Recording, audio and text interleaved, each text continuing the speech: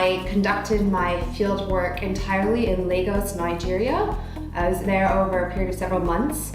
And in that time, what I was doing was researching the impact of violence on social identity. I had done field work in developing countries before, which I know that's not the case for everybody, but I think that helped me to have a sense of some of the challenges I was going to face. At the same time, every country is different, and it's a bit dangerous to assume that because you've done field work in a different developing country that you're necessarily going to be prepared for the next one. So one of the things I did is I came to the Social Sciences Division to one of the workshops that they do to help prepare people for field work, where we spent a couple hours thinking through what are the different challenges, what are some of the risks that we may not have actually thought of, how do we mitigate these risks, how do we think about these risks. And I found that very useful, even though I considered myself a somewhat experienced field worker, just because you can always learn about different risks, you can always learn from other people's experiences, and it made me think a bit more deeply, which was very helpful then when I was filling out my risk assessment.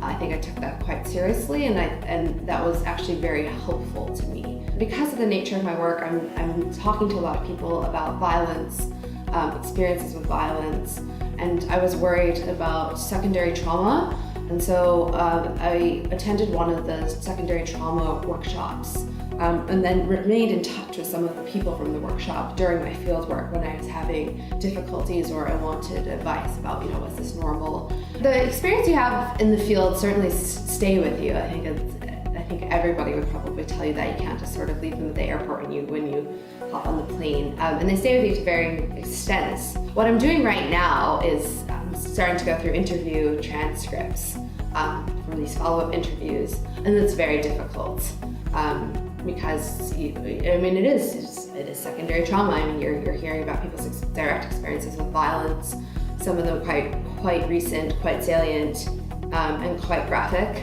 And I think it's impossible to not be affected by that. And you have to give yourself breaks and be able to step away when you need to, talk to people, reach out to support if you think you really need it, and try to find ways to stay grounded even when dealing with difficult material.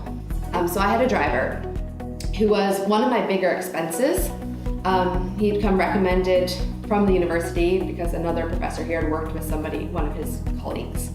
And he was fantastic. He had tremendous local knowledge.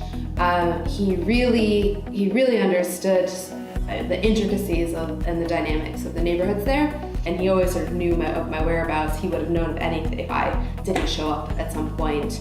And he was not the only one. All my friends sort of kept tabs on me as well. And I think that's a really important element of being safe in the field. I think you need to have people who you trust, who are watching out for you, who have more local knowledge than you do.